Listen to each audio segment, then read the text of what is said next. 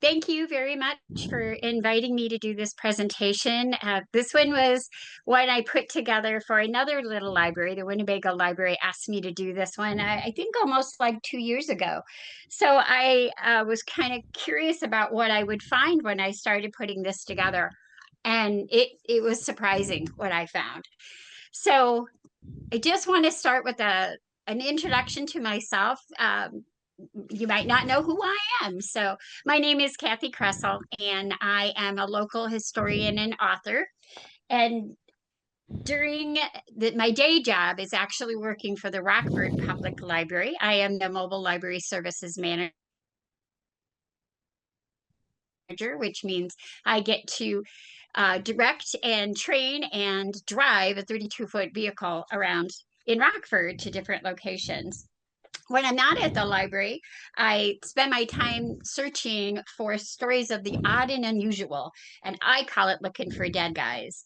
Most of my evenings are spent looking on old newspapers, on the digital news banks that the libraries carry, and most of my afternoons off I spend driving down back roads looking for cemeteries, historical places, or haunted places. I've been lucky enough to find others who are interested in these kind of stories, and that has led me into articles for the Rock River Times and also having a couple of books published and stories on my website. So, why would libraries be haunted? Um, that was a good question. The one of the people asked me when I gave this presentation at some of the other locations. And I really, truly, in my heart, I believe any place can be haunted. You know, people, places, and things can be haunted. And some libraries have archives. Our local history room in the Rockford Public Library, we have documents that have been donated by families. So, it doesn't surprise me. Plus, you've got the human interaction in the library.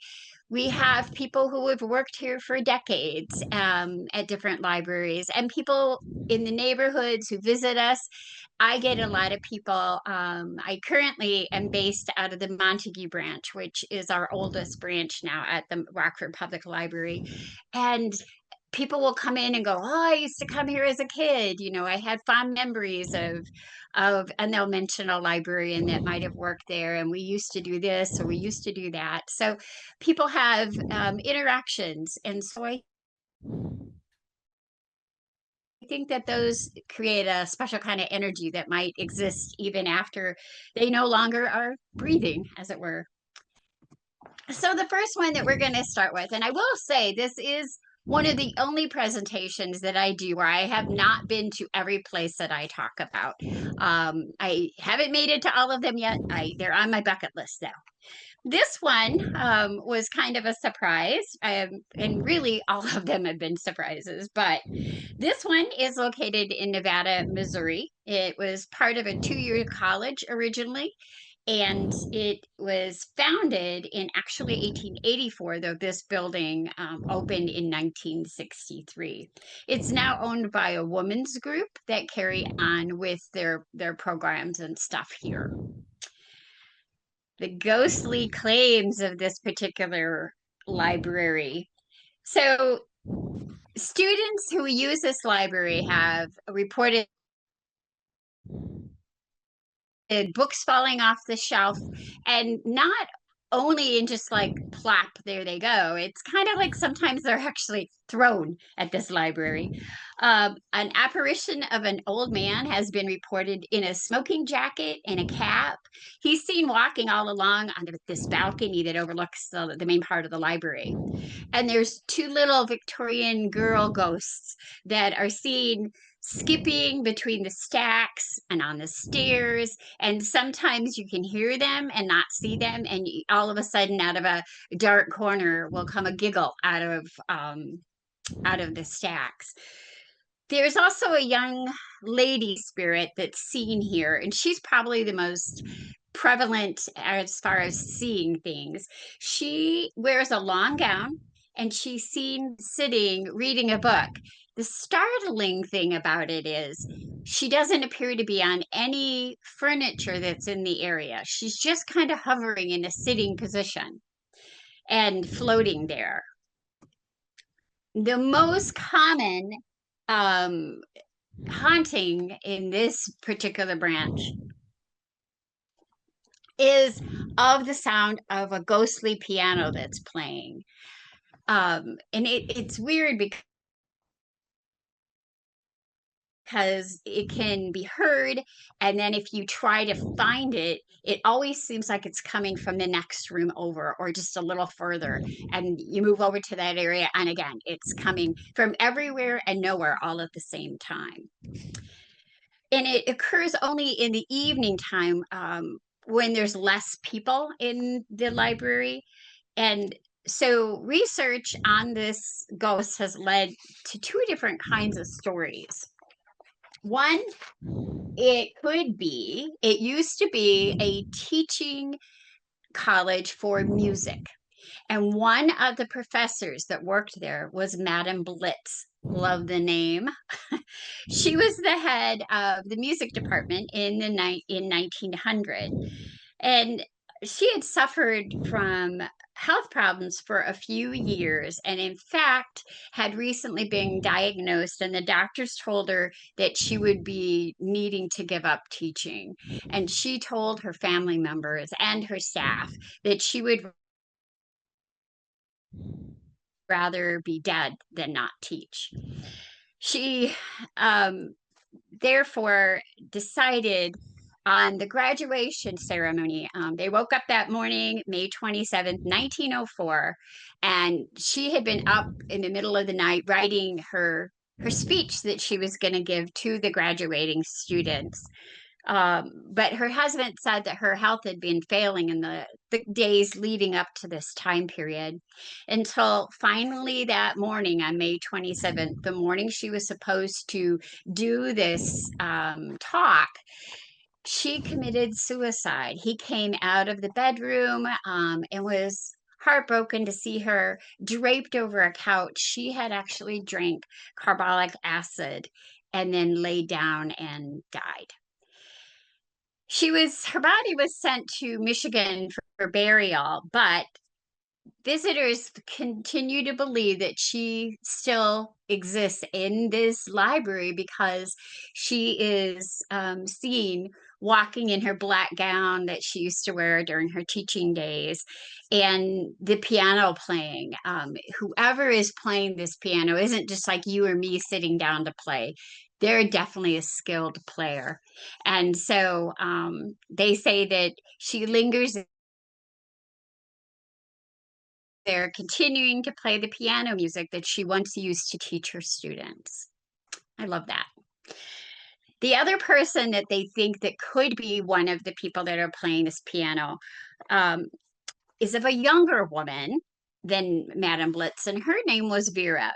She was a high school student that was allowed to come and take classes there because she was such a talented pianist that they invited her. She made friends with some of the girls while she was there, and sometimes she would stay if they were going to do something special in the evening time. She would stay with them. So she was spending the night, and there was a group of them, and they were using a chafing dish, which is kind of a little gas thing from that time period. And they were making candy, and Vera reached across to add some candy to the chafing dish, and her nightgown caught on fire. And her friends helped her put out the flames, but she received burns over most part of her body. And this was such a sad case that when she finally did pass away, she lasted for a couple of days in the hospital. But the staff there at the hospital was almost relieved when she passed. She was in so much pain from the burns, and they couldn't do anything for her. Shortly after Vera died, they she was seen by a girlfriend who was with her the night that she was burned. And she said that Vera was completely solid. She knew she was dead. It was the eve of her funeral. And so the girl knew she was dead, so she was quite startled when she came around the corner in the library and saw her standing there. Then the piano music started to be heard throughout the library. And like I mentioned before, it comes from everywhere and then nowhere at once. The haunting here at that library goes on to this day. And those are the two likely candidates for the haunting. Moving on, we're coming back to Illinois here. The Monticello College Library, which is down in the Alton area. This one I've had actually been on the premises for this one. I haven't been in the library, but I have been on the college. It's college grounds. So this one was founded in 1838 by Captain Benjamin Godfrey, who was a pioneer of the Alton area and a former sea captain. Captain Godfrey was a well liked, adventurous man. And in light of his earlier career, I was kind of surprised that he would found a college for women, especially since this time period was almost unheard of for a woman to have advanced schools. There were a lot of finishing schools around at this time, and a woman would go to maybe eighth grade, but really her family wanted her to go to a finishing school so she could be a good wife. She was learned to sew, she was taught how to handle parties, definitely not of academic studies. But this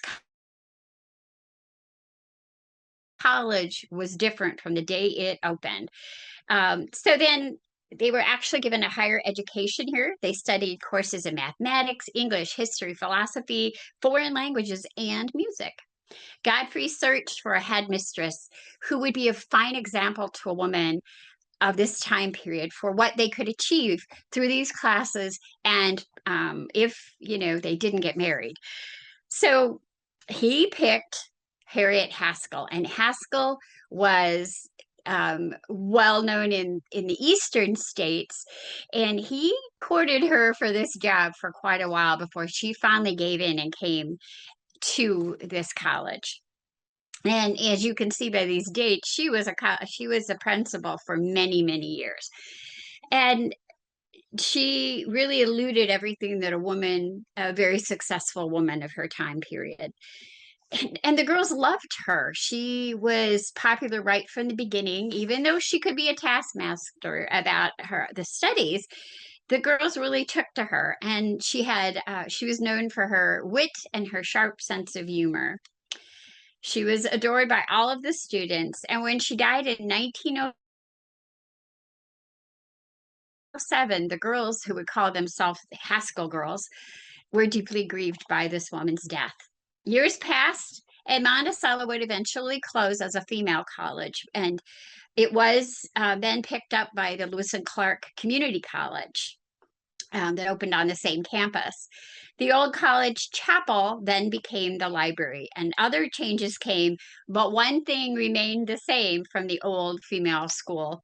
Harriet Haskell still walks these halls as she did, where she spent 50 or 40 years as a headmistress. Shortly after her death, the story started to circulate that the girls would share stories of seeing the former headmistress walking in the hallways, her lights turning off and on wherever she happened to be. This apparition was seen, and it had a huge fountain on the grounds, and that fountain never quite worked right. It would go on and off, and sometimes when they shut it off for the winter months, sometimes on different ceremonial days at the college, it would turn on all by itself. And they couldn't quite figure out any kind of reasoning behind it or a pattern behind it. And as I mentioned, they would see her walking in through the hallways. One of the most startling claims came from a girl who happened to look in her mirror, and instead of her face, she saw the face of Harriet Haskell looking back at her. Needless to say, that was very startling for this girl. And after that, she got rid of the mirror. She didn't want it in her room. But probably one of the most haunted places on all of this campus is the old chapel. This was Harriet Haskell's favorite building on the whole campus, and it has now been turned into, and you guessed it, the library. A library that was a librarian who was working there alone one night. She felt someone walk up behind her and touch her on the shoulders. She was there in the evening by herself. There was the last patron had left, but she was just finishing up some work. So she knew that nobody was in there, but she thought maybe somebody had wandered back in to ask a question. So she turned around and no one was there. Then she got back to her work. She was filing some cards, doing some just busy work, and then she felt it again. When she turned around, again, there was nobody there. So this woman decided that that had been enough for the evening, and she locked up and she went home. Later, she was sharing this story with some of the other librarians that worked at this library. And she said, you know, I don't believe in ghosts. And she said, but I cannot explain to you. There was something in that building with me that night. The next experience that I found was even more disturbing than this one. There were a lot of witnesses to this particular incident. One afternoon in the early 1990s, maintenance staff at the college received a call from a campus security guard. One of the new elevators had gotten stuck between the floors, and there was a young woman, a young female student inside of it. And the security guard called them, the elevator maintenance man, to come over to help him get this open to get the woman out. And they started working right away, and they could hear this girl. And like I said, it was between the floors, so they couldn't see her, but they could hear her voice, and she was hysterical. She was begging them, constantly calling out to them, crying, very upset, asking them to hurry. She was beginning to panic. And after several minutes, she just broke down in tears. The maintenance man was working with the electrical panel to try to get the doors to open and to move it up to the right floor. And he was working as fast as he could. And the whole time he was working on it, this woman was crying and sobbing and saying, please let me out of here. Please let me out. So they finally brought the elevator up to that floor, got it working, got it up to the floor. The doors opened, and they waited for her to come out. And when she didn't come out, they thought, oh gosh, she's like a heap on the floor. So they went in, and there was nobody in that elevator. They had no young woman inside of it. And the car did not stop anywhere else. It came up to that floor. The maintenance man and the security guard who made the call swear to this day that they were talking with a woman inside that elevator, even though there was no one there. Next one we're going to talk about is in Kenosha, Wisconsin. I have been in this one, and I suggest if you haven't that you go. It is a beautiful library. The story of the Simmons Library is steeped in history and sorrow. The library was designed by the renowned Chicago architect Daniel Burnham, who was one of the most sought-after architects of his time. His neoclassic style lives on in the Windy City into Chicago, thanks to the Field Museum and the Marshall Field Museum. He was part of the men who designed the White City during that World's Fair in 1890s. So to have such a big name design the first building in a public park in Kenosha was quite a feat, and it was worth it to the city mayor at the time, Zalman G. Simmons. He donated $150,000 of his own money to build this library, which would be about $5 million in today's time, to the construction project under the condition that the library be named after his deceased son. The city agreed, and Gilbert M. Simmons Library opened in May of 1900. So this is Zalman, and you can see it was named after his son over here. Legends about this story about this building began even before it was finished being built. Rumors tell of a secret tomb somewhere inside the building, and the building itself might have been built over an ancient Indian burial mound. Um, and both tales also there were tales that Salmon Simmons expressed desire to be buried near his son. The legend is that Zalman buried his son in the walls in the basement area where the staff goes. It's down on the lower level and it's seen only by staff. There's a room with two older architecture archways that supposedly lead to Gilbert, and after Zalman passed away, he had himself buried there in the walls.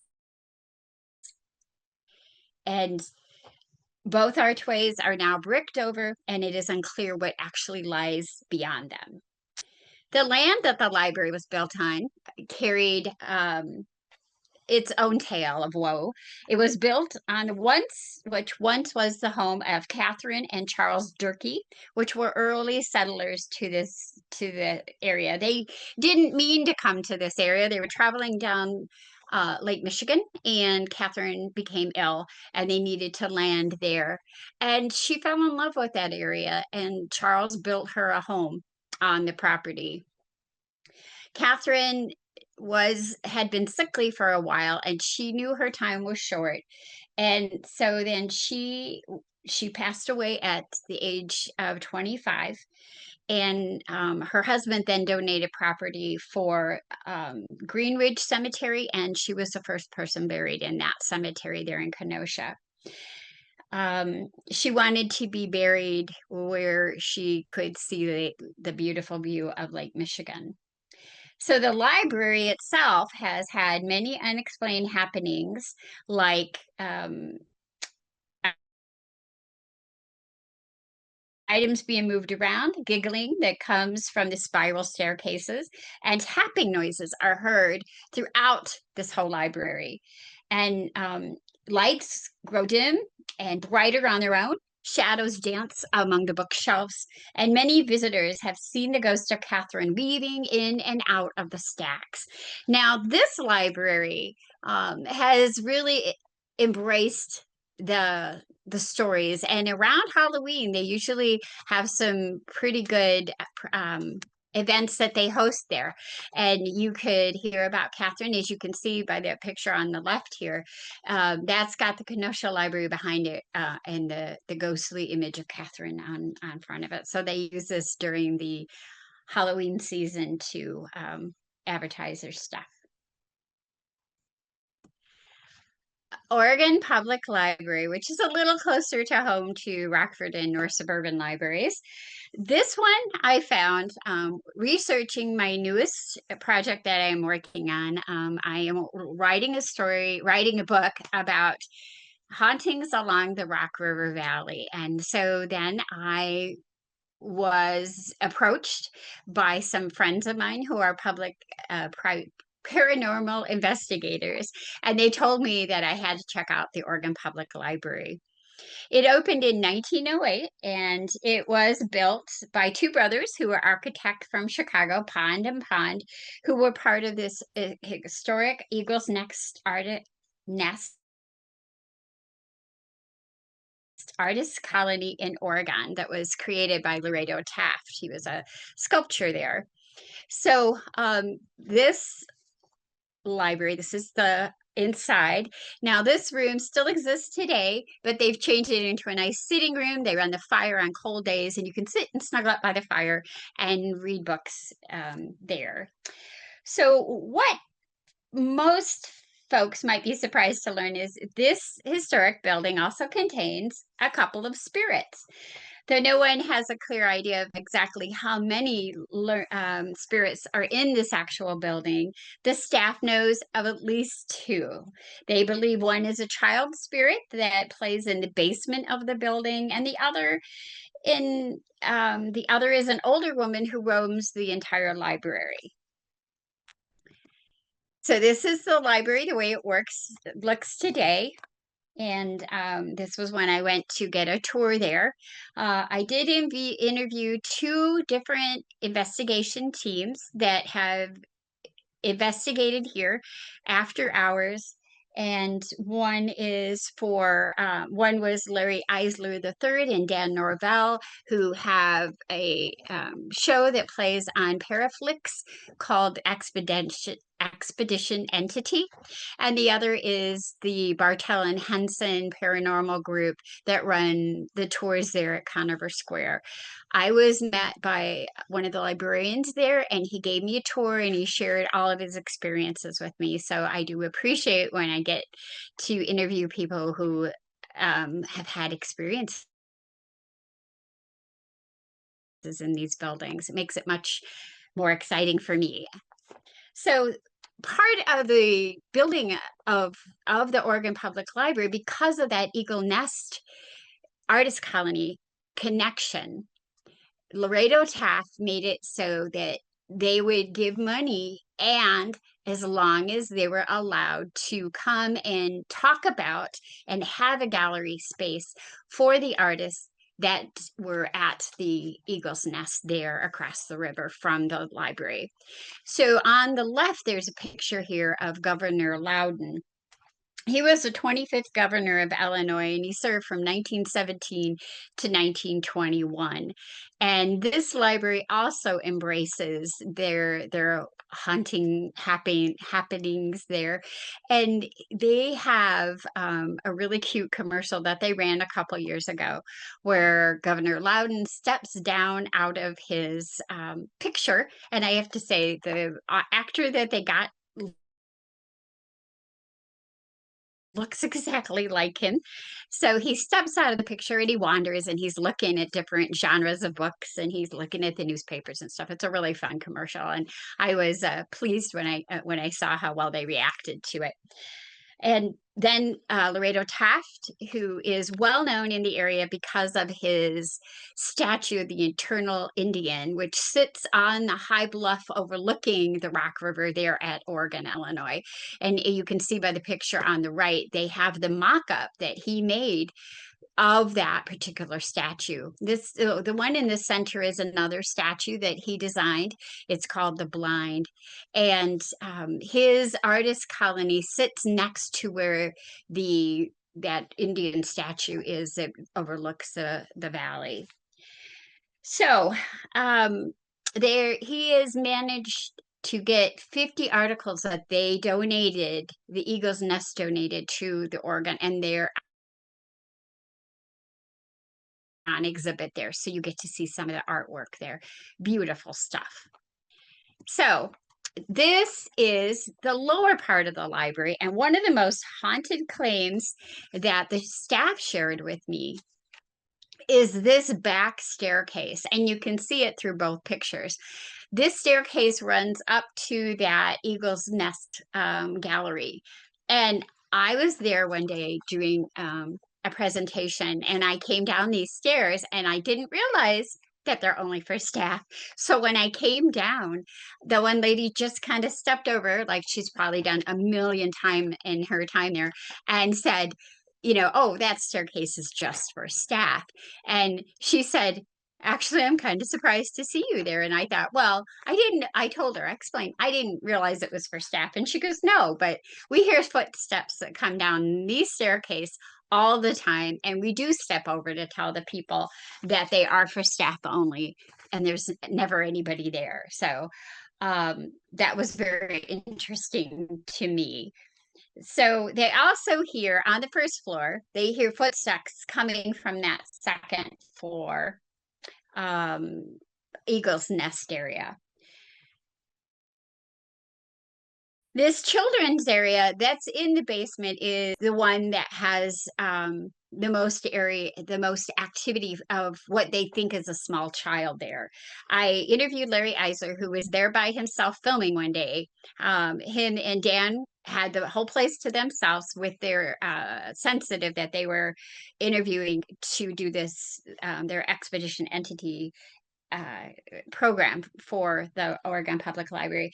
So Larry was in this basement area and he was just getting started setting up. He had set up some cameras and some audio equipment in the children's area and was stepping through to go to the young adult area, which is this area that's on the screen now.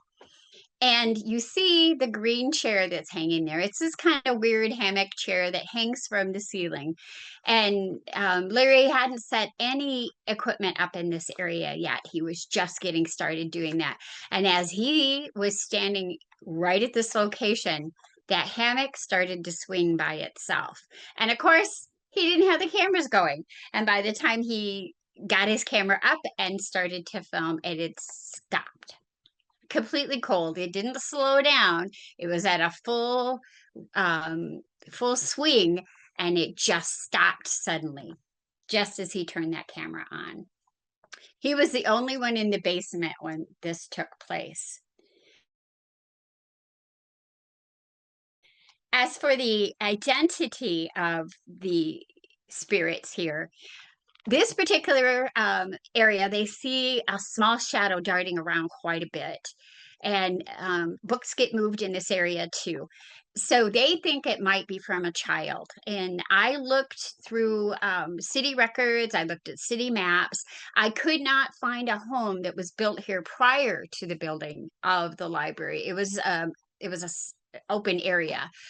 So I don't know who this child could be. Maybe it was a child that came and visited from the neighborhood and they just really enjoyed being here, and that's why they still linger. As for the other entity that they reported in the Oregon Public Library, there's a woman that worked as a staff member there for many, many years, and she loved her job. And she recently, well, not so recently, but she's passed away now. And they think that she is part of the history of the hauntings here at the Oregon Public Library. She was a dedicated staff member and she loved her working there, and she loved helping her patrons, and they feel like that she just still continues to do that to this day. I can tell you I won't be haunting the mobile public library when I go. I I hope not anyway. So now we're taking off again to a place I have not been to. This is the Harvey Public Library, and this one is in North Dakota. This one is a fairly new library compared to some of the other ones we're talking about. This one was built in 1990. Prior to them building here, there were houses on this property. One of the houses was owned by Sophie and Jacob Bentz. This is a picture of their family. And they lived in a small house on the property here in 1931. But tragedy struck the family in 1931 in October. Sophie was killed in a horrible accident. They were driving, her and Jacob were driving, and they something ran out in the road. They went off the road and there was a ditch, and the car flipped over and it threw Sophie out and then landed on her, and it started on fire. Jacob tried to get to her. When he couldn't, he ran down to a neighbor's house and told them that the car was on fire and Sophie was under it. The neighbor, it was too late by the time they got back, and Sophie did die in that crash. Um, or at least that's the story that Jacob shared with everybody. Sophie's family came back. Her daughter was an adult at this time and had moved away to start her own family. But then, as after the death of her mother, she traveled back for the funeral, and she went back to the home after the funeral and was there by herself. Her father was she didn't she just was grieving her mother so much she couldn't go to the wake after the funeral, and she wanted to go back to the house and just be close to her mom where she remembered her mother last. And as she was walking through the house, things didn't look quite right to her, and when she got to the bedroom, she noticed that there were blood specks on the wall and on the ceiling. and she called she reported this to the police. They came in and investigated, and then after the funeral, they picked up her father, Jacob, and took him down to question him about how that blood ended up. It was too much blood to be like somebody cut themselves shaving. Jacob confessed that he had actually killed Sophie in her sleep. He hit her over the head with a hammer. So he had lied.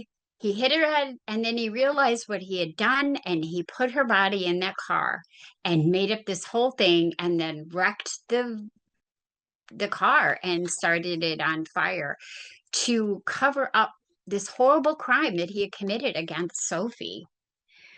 Um, and obviously, he went to prison after he confessed.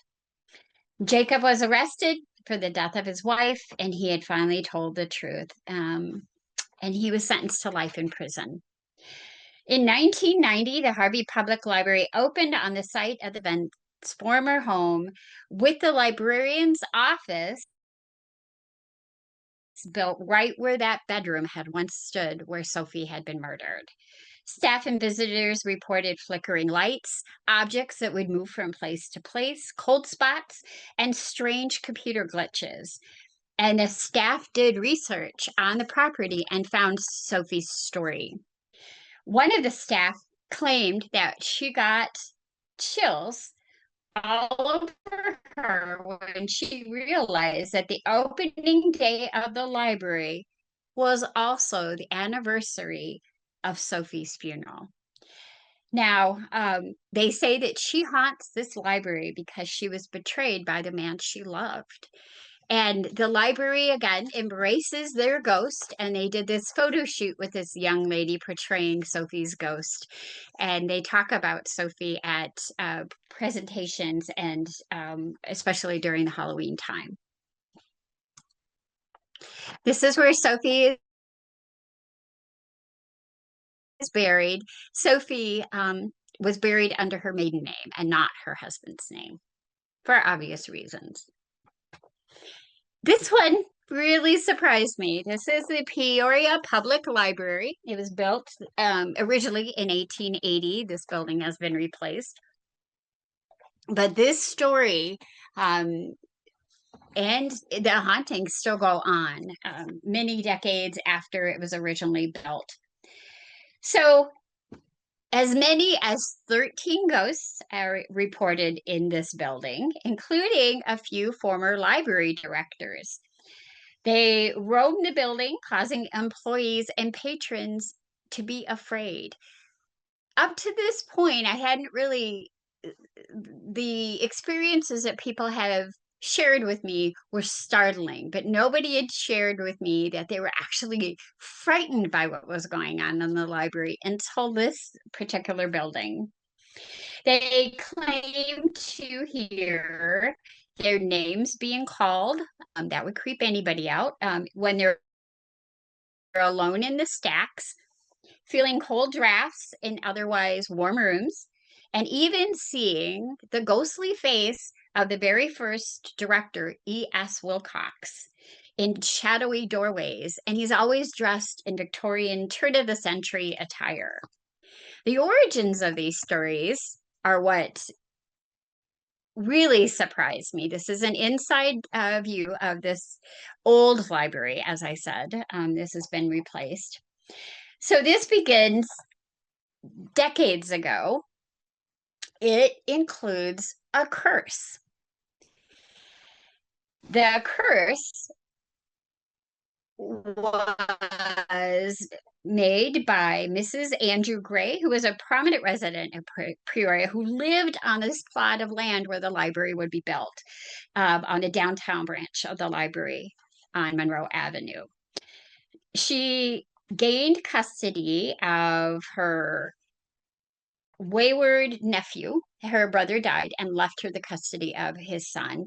And but he grew up and he was a rough child and he ran into trouble with the law. And eventually she had to hire a lawyer. And the lawyer, who was David Davis, and he requested that she take, pay his a fee up front. And when she had to take a mortgage out on her house to do that. And he took it as collateral for working her nephew's case. And when the time came to pay up, she didn't have the money. And her nephew had left the area. He was left out on her, under her surveillance, or I guess. And he left the area and he left her holding the bag. He returned later, but she had lost everything. When he came back, he tried to explain himself to Mrs. Gray, um, but she threw him out. She said she didn't want any more to do with him. His body was later found in the Illinois River. He had committed suicide. And according to local legends, that is when she put the curse on the building site. She said that anybody who, any building that stood, because her house was still standing when she made this curse, would suffer grief and sadness and ill fortune, just like she did when she lived there. So this is Stephen Gummel drawing here. So according to the local legend, when she made this curse, she cursed all of the land and its future occupants, and it led to its first ghostly occurrence on that property. When the house still stood there, her nephew, who drowned in the Illinois River, was seen making his way. He would pull himself out of the water, this drowned human being, and he would make his way to the house, and he would be heard knocking on the door and begging to be let in. And even after they tore the house down, people would still claim to see somebody pulling themselves out of the river and making their way to the library now. Another ghost is E.S. Wilcox. Now, E.S. Wilcox is well known in the library world because he was he's known as the father of the library law. He is one of the men who decided that we needed libraries, public libraries, where people could access all sorts of information and resources. So he is the first director of Peoria Public Library. And he also was part of the curse because he was killed when a streetcar hit him in 1915. He dies from his injury, and he is the first director to die. And he still haunts the library. People see his face, sometimes not his whole body, but his head floating in between the stacks and the darkened corners of the library. That would freak me out if I just saw a head hanging there. But he wasn't the only one to die. The second director died of a heart attack during a board meeting in 1921. It must have been a pretty heated board meeting. And the third director, Dr. Edwin Wiley, died by suicide in 1924 by consuming arsenic. Let me just say that I plan to finish my days at Rockford Public Library. I will retire from there when I leave. But even if I was looking for a job, I probably would think twice about applying at the Peoria Public Library. This one, very surprisingly, they really embrace their hauntedness. This is Evansville, Indiana, the Willard Library. It's considered to be one of the most haunted libraries in the United States. Its claim to fame is its haunted gray lady, though as many as 8 entities are said to haunt the library halls, according to paranormal investigators who have become regulars at this library. While her identity is not been guaranteed, they do suspect her to be um, Louise Carpenter, this young lady, um, the daughter of the library's founder, who was upset because when her father passed away, he left her nothing in the will. He gave everything to the library. And the library's been around since 1885. The first sighting of the Gray Lady did not occur until 1937, right in the middle of a 1,000-year flood that saw the nearby Ohio River rise to historic levels and devastate the area when she appeared in a long dress and veil to a custodial worker who came in early to stoke the furnace. The library building as a large Victorian building that is said, quote, stately, refined, and kind of creepy in an Addams Family sort of way, unquote. Strong, cheap perfume, slight chill in the air, and the distinct presence of someone standing next to you in an empty room are her trademark tells. She travels all over the library, but is most often felt in the children's area. I don't know why there's so many hauntings in children's areas. And up in the local history room where they hear the sound of ghostly typewriters. So, why I said this one tickled me about it's embracing. They have ghost cams. That's right, folks. You can go on their website and look at a camera of one of these 6 locations. They came up with this idea where you can go on and watch the cameras and be just like a private and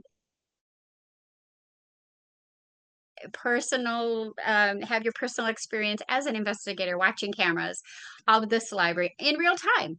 So everybody in the world could be ghost hunters now. So one of the most surprising things that they've seen is 2 children's department staff members were working and they saw this in real time and so then could back up the camera to see if they captured it, and they did. They saw a strange woman looking through one of their glass doors, and she just appeared. She's seen looking like peeking around this glass door, and then she disappears.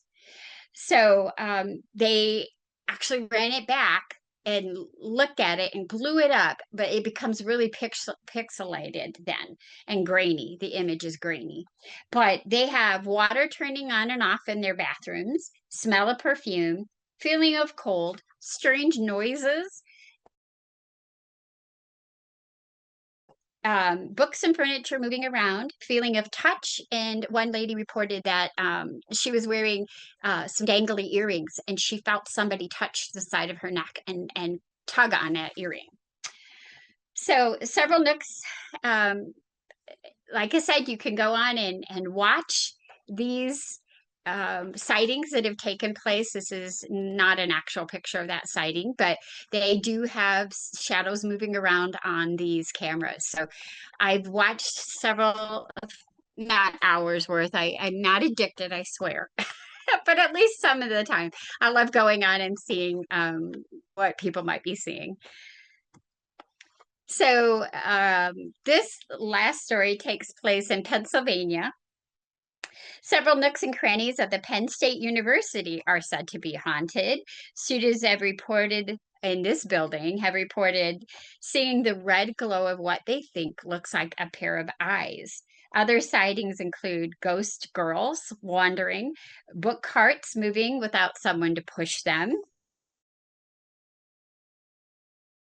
and again, books coming off the shelf. If somebody pushing that cart around would be putting the books up on the shelf, they probably wouldn't get many complaints. But the fact that they're throwing them off of the shelf, then somebody has to go and put them away. But the creepiest story is stories of a woman in the red dress. This one is based on fact. In 1969, graduate student Betsy Artsma was found stabbed to death while studying in a library over the Thanksgiving weekend. She decided she didn't want to go home. She was going to stay and study for her finals that were going to take place in December. She didn't go home, and she was there on November 28th. And they say that they see a woman walking with a crimson dress. Betsy that day had actually worn a white dress, but she was found in a sitting position, and she had been stabbed in the neck and throat area, and the blood from her wounds turned her dress red.